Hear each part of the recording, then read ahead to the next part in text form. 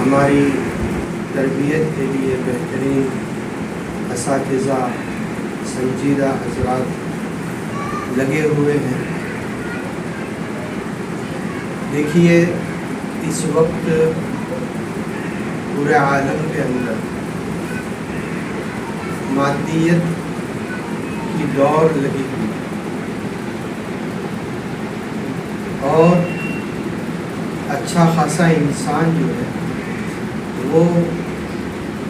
مادیت کے پیچھے بھاگ رہا ہے، دوڑ رہا ہے۔ اگر تعلیم کی بات کی جائے تو جو عصری تعلیم ہے اس میں ایجوکیشن ہے، اس کے پیچھے لوگ پاگل بنے ہوئے، اور تو اور دوسرے اگر اس کے پیچھے فریفتہ ہوتے ہیں تو کوئی ایسی تعجب کی بات نہیں ہے، لیکن مسلمانوں کے اندر بھی یہ رجحان ہم دیکھتے ہیں، محسوس کرتے ہیں کہ یا تو تعلیم کی طرف توجہ نہیں ہوتے، اور اگر ہوتے ہیں تو وہ عصری تعلیم کے پیچھے لگ کر کے دینی اور بنیادی تعلیم سے غافل رہتے ہیں۔ اس کے نتیجے میں اسلامی تہذیب، اسلامی تمدن، اسلامی کلچر سے بھی وہ ناآشنا اور نابلد رہتے ہیں۔ ایسے ماحول میں اگر کہیں دینی تعلیم دیکھنے کو ملتی ہے اور دینی تعلیم کے دل دادا اس کے فریفتہ حضرات سے ملاقات ہوتی ہے، ایسے ادارے جب دیکھنے کو ملتے ہیں تو خوشی کی کوئی انتہا نہیں رہتی، دل باغ باغ ہو جاتا ہے۔ اسی طرح کا یہ ایک ادارہ معہد الطیبات ہے جس میں اس وقت ہم لوگ بیٹھے ہوئے ہیں۔ اس وجہ سے آپ لوگوں کو اللہ تعالیٰ نے یہاں علم دین حاصل کرنے کا ایک بہترین موقع عطا فرمایا ہے۔ تو بات دراصل یہ ہے کہ دیکھیے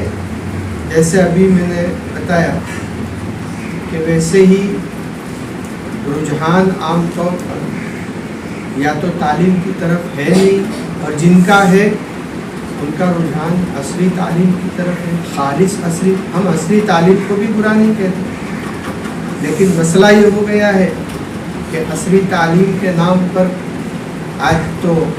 کفر اور ارتداد تک نوبت پہنچ چکی ہے، بد اخلاقی، بے حیائی تو پہلے سے تھی۔ تو ایسے ماحول میں اگر اللہ تعالیٰ نے آپ لوگوں کو، آپ کے والدین کو، آپ کے مربیوں کو، آپ کے سرپرستوں کو یہ توفیق عطا فرمائی کہ یہاں ایک خالص دینی ادارے میں آ کر کے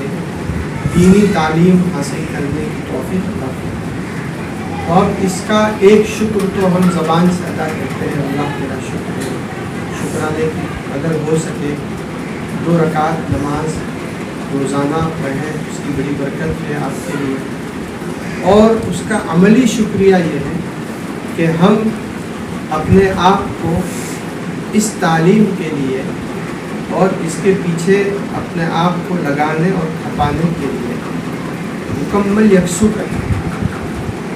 یکسوئی جو ہے وہ علم کے لیے رکن ہے، رکن۔ آپ نے پڑھا ہوگا ایک ارکان ہوتے ہیں، جیسے نماز کے ارکان، روزے کے ارکان، جس کے بغیر عبادت ہوتی نہیں۔ اگر کوئی آدمی نماز پڑھے، اس کے اندر اس نے رکوع چھوڑ دیا، آپ کو معلوم ہے اس کی نماز ہی نہیں ہو، اس لیے کہ رکوع جو ہے وہ رکن ہے۔ سجدہ چھوڑ دیا، نماز نہیں ہو، اس لیے کہ سجدہ رکن ہے۔ اسی طرح سے یہ تحصیل علم کے لیے تفرغ اور یکسوئی جو ہے وہ رکن کا درجہ رہے. یکسوئی کا مطلب یہ ہے کہ ہم دل و دماغ سے اور جی جان سے اس کے علاوہ ہر چیز کو نکال دیں کہ ہمارے پاس ہمارے لیے اس کے علاوہ کسی چیز کے لیے وقت نہیں. شیطان پہلے تو ایسے اداروں میں لاتا نہیں ہے, آنے کا موقع نہیں دیتا ہے, دور سے ہی واپس لے لیتا ہے. اور اگر کوئی اللہ کا بندہ, کوئی اللہ کی بندی آ جاتی ہے تو پھر اس کو دوسرے راستوں سے وقت ضائع کرنے کا, اس کو بہکانے کا وہ کوئی موقع اپنے ہاتھ سے جانے نہیں دیتا ہے. تو آج کل ایک بہت ساری چیزیں عام طور پر مدارس میں سننے میں آتی ہے کہ طلباء جو ہیں وہ موبائل میں وقت ضائع کرتے ہیں اور سستی کرتے ہیں, سبق میں غیر حاضری کرتے ہیں. تو میری آپ حضرات سے یہی گزارش ہے, درخواست ہے کہ اپنے آپ کو اس کے لیے مکمل اچھی کریں اور پورے شوق سے, پوری لگن سے اس علم کو حاصل کریں. آپ نے طلب علم کے فضائل سنے ہیں اور بھی آئندہ آپ کتابوں میں پڑھیں گے. مشکات میں مستقل صاحب مشکات نے عنوان قائم کیا ہے, اس میں طلب علم کے فضائل بیان کیے ہیں. آگے چل کر کے دورہ حدیث میں آپ اور ویسے بھی وقتاً فوقتاً اپنی معلمات سے, اساتذہ سے, منتظمین سے اس کے آپ برکات, اس کے فوائد آپ سنتی رہتی ہیں. اور اس زمانے کے اندر جیسے ہمارے معاشرے میں ہر جگہ, ہر شہر میں, ہر علاقے میں ایسی صالحات, طیبات کی ضرورت ہے. طیبات ہے, آپ کے ادارے کے ساتھ الطیبات کا لفظ جڑا ہوا ہے. یہ الطیبات کا لفظ قرآن کریم کے اندر کس پس منظر میں استعمال ہوا ہے؟ حضرت عائشہ صدیقہ رضی اللہ تعالیٰ عنہ کا جو واقعہ پیش آیا تھا جس میں آپ پر تہمت لگائی گئی تھی اور پھر بعد میں اللہ رب العزت نے حضرت عائشہ رضی اللہ تعالیٰ عنہ برات کا اعلان فرمایا, اس کے لیے باقاعدہ آیتیں نازل کی. اس میں آخر میں یہ آیت ہے والطیبات للطیبین. تو جو لڑکیاں ہر اعتبار سے صاف ستھری اور پاک دامن ہوتی ہے اور شائستہ ہوتی ہے, سلیقہ مند ہوتی ہے, مہذب ہوتی ہے, باادب ہوتی ہے, وہ الطیبات ہیں. تو یہاں آپ حضرات کے لیے یہ ماحول, یہ نصاب, یہ نظام اسی لیے قائم کیا گیا ہے. منتظمین نے, اساتذہ نے اپنے حصے کا کام کر لیا ہے. اب جو ہے وہ آپ کو اپنے حصے کا کام کرنا ہے. جو باتیں کہی جائیں ان کو بہت دھیان سے, بہت توجہ سے سنیں, یاد رکھیں, یاد کریں اور اس پر عمل کرنا فوری طور پر شروع کریں. عمل کرنے میں ہماری طرف سے ذرا بھی تاخیر, اس لیے کہ علم کا ایک سب سے بڑا مقصد وہ عمل ہے. ہمارا مذہب جو ہے وہ علم برائے علم کا قائل نہیں. ہمارے یہاں علم برائے علم نہیں. آپ یہ مت سمجھیے کہ یہ ہم لوگ مدارس میں پڑھتے ہیں, لکھتے ہیں, یہ ہم لوگ پڑھتے ہیں. ہم سے زیادہ یہود و نصارہ اسلام کا مطالعہ کرتے ہیں. ہمارے مولانا عبداللہ صاحب کاخدروی رحمۃ اللہ علیہ سنایا کرتے تھے کہ وہاں یورپ میں, برطانیہ میں, کینیڈا میں جب مارکیٹ میں کوئی شروحات عربی کی, احادیث کی عربی شروحات آتی تھی, ہمیں اطلاع ملتی تھی, ہم جاتے تھے کہ چلو فلاں شرح خرید لیں, فلاں کتاب خرید لیں. وہاں جا کر ان سے کہتے تھے کہ فلاں کتاب چاہیے. تو وہ شوق والا کہتا تھا کہ وہ تو فلاں یہودی کب سے لے کر چلا, وہ فلاں عیسائی کب سے لے کر کے چلا. ہم سے زیادہ یہ لوگ مطالعہ کرتے ہیں, ہم سے زیادہ یہ لوگ محنت کرتے ہیں. لیکن میں نے جیسا کہ عرض کیا, ہمارے یہاں اصل جو مسئلہ ہے وہ عمل کا ہے. میں اکثر وہاں اپنے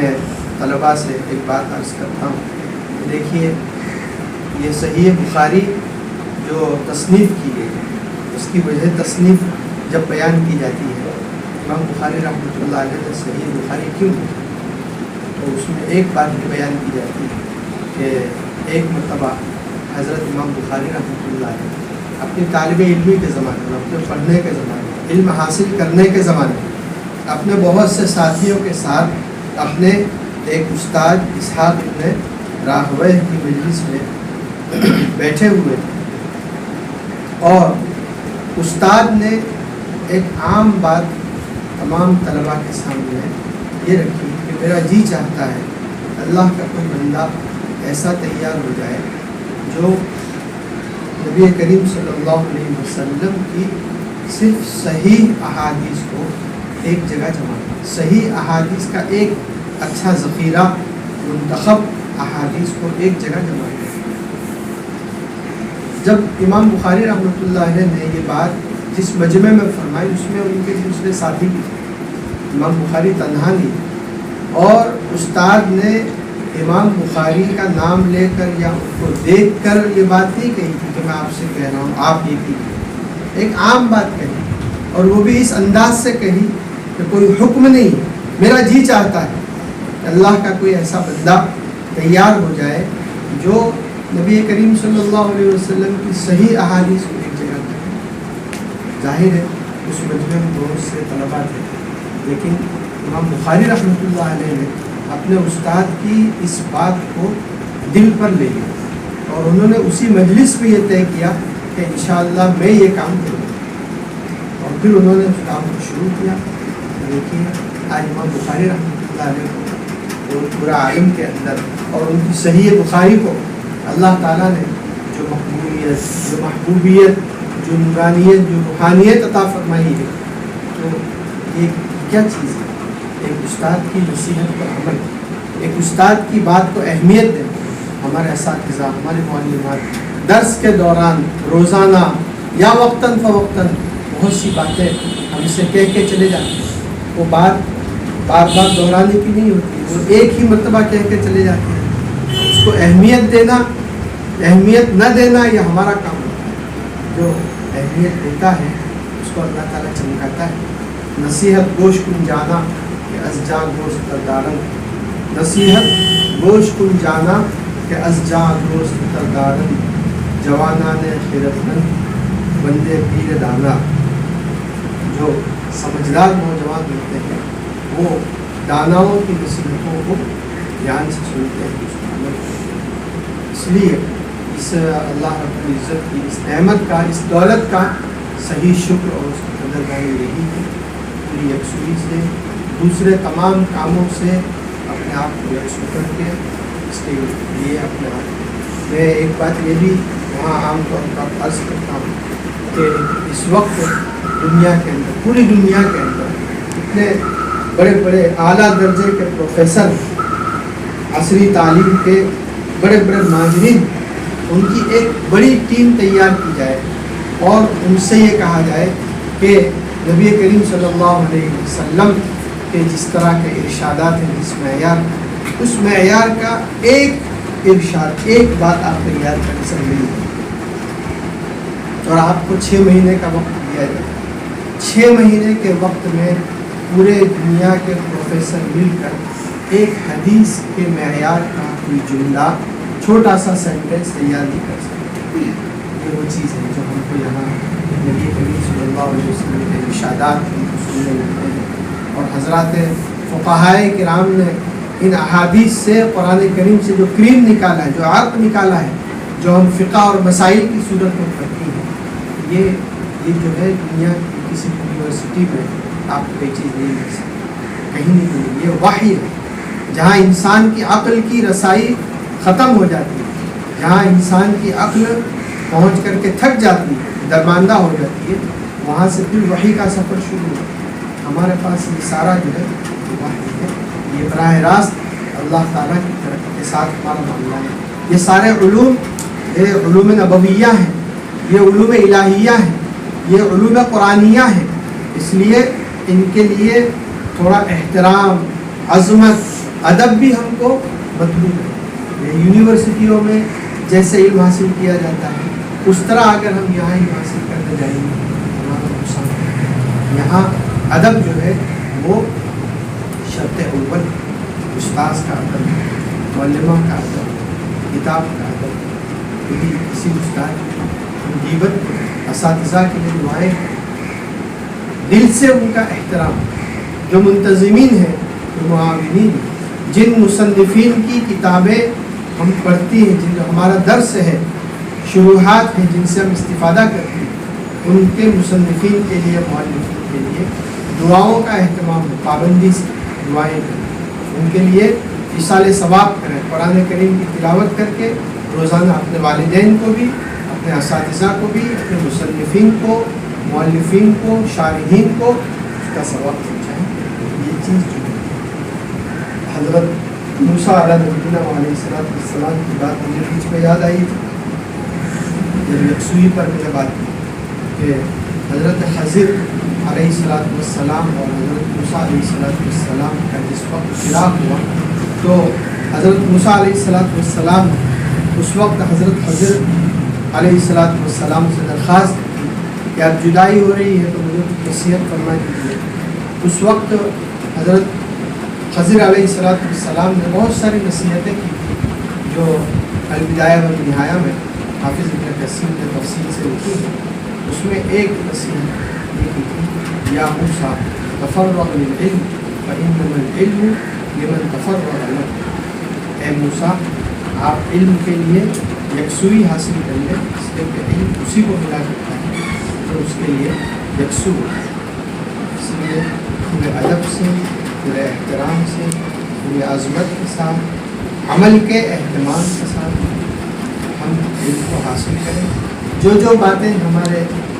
علم کے اندر آئیں، معلوم ہوا کہ پہلی مرتبہ ہمیں یہ معلوم ہو کہ اب تک معلوم نہیں، اسی دن سے اس پر عمل شروع کریں۔ اپنے سبق کے اندر اپنے ساتھ ایک ڈائری، ایک آپ کی کاپی ہوتی ہے جس میں آپ سبق لکھتی ہیں، نوٹ کرتی ہیں، اس کے ساتھ ایک چھوٹی سی ڈائری الگ سے رکھیں جس میں صرف ان باتوں کو درج کریں، نوٹ کریں جن کا تعلق فوری طور پر عمل سے ہے، تاکہ بعض مرتبہ ایسا ہوتا ہے کہ آپ کو سبق میں کوئی بات آئی، آپ نے اس وقت ارادہ کر لیا کہ چلو اس پر آج سے عمل شروع کرنا ہے، بات کے ذہن سے نکل جاتی ہے بات کیا تھی، لیکن اگر آپ نے اس کو ڈائری میں نوٹ کر لیا ہے تو آپ کو یاد رہے گا، اسی دن سے عمل شروع۔ جو عمل پر، علم کے اوپر عمل کا اہتمام کرتا ہے اس کے علم کے اندر نور آتا ہے، اس کے علم میں قوت آتی ہے اور اس سے ایک خصوصی فیضان ہوتا ہے جو اللہ تعالیٰ اس کا احساس بھی عطا کرتا ہے۔ بہرحال بڑی خوشی ہوئی آپ کے اس ادارے کو دیکھ کر، آپ لوگوں کے اس ماحول کو دیکھ کر۔ اللہ تعالیٰ آپ سبھی حضرات کو اور اس کا بھرپور جزائے خیر عطا فرمائے، اور جو طالبات یہاں رہ کر کے علم حاصل کر رہی ہیں، اللہ تعالیٰ سب کو علوم نافعہ، ہمارے صالحہ، اخلاق فاضلہ سے آراستہ فرمائے، اور ہر طرح کے شرور و فتن، آفات کلیات، حادثات کی خارج سے آپ لوگوں کی، آپ کے ادارے کی، منتظمین کی، معاونین کی بھرپور حفاظت فرمائے، اور تمام ضرورتیں اپنے قرآن غیب سے پوری فرمائے۔ باقی دعوانا لا الہ الا اللہ الحنان المنان رب السماوات والارض ذو الجلال والاکرام اللهم صل على سيدنا ومولانا محمد وعلى ال سيدنا ومولانا محمد كما صليت على ابراهيم وعلى ال ابراهيم اللهم بارك على سيدنا ومولانا محمد وعلى ال سيدنا ومولانا محمد كما باركت على ابراهيم وعلى ال ابراهيم ربنا آتنا في الدنيا حسنة وفي الآخرة حسنة رب زدني علما رب زدني علما رب زدني علما اللهم إنا نسألك علما نافعا ورزقا واسعا وشفاء من كل داء اللهم إنا نعوذ بك من علم لا ينفع قلب لا يخشى نفس تشفع اللهم انفعنا بما علمتنا وعلمنا ما ينفعنا وزدنا علما اللهم إنا نسألك من خير ما علمنا وما لم نعلم ونعوذ بك من شر ما علمنا وما لم نعلم اللهم أحسن عاقبتنا في الأمور كلها وأجرنا من خزي الدنيا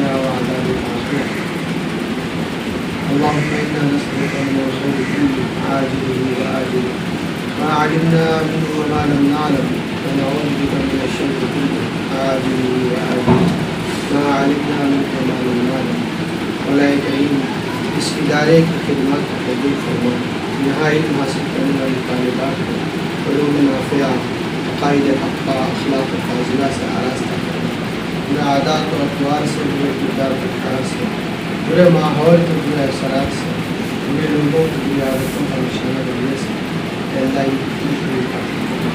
اپنی شان ربوبیت سے اللہ ان کی بہترین حضور فرما کر اللہ ان کو ہماری آنکھوں کی ٹھنڈک اپنے والدین کی آنکھوں کی ٹھنڈک ہمارے دلوں کا سرور ہمارے لیے صدقہ جاریہ اور ہماری امیدوں سے برکت بنا دیں اللہ اس ادارے کو ہم لوگوں کی ترقیات سے مالا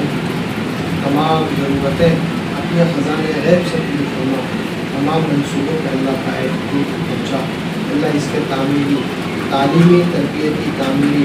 اصلاحی اخلاقی انتظام کو معیار کو بلند سے بلند کرنا اپنا خصوصی فرما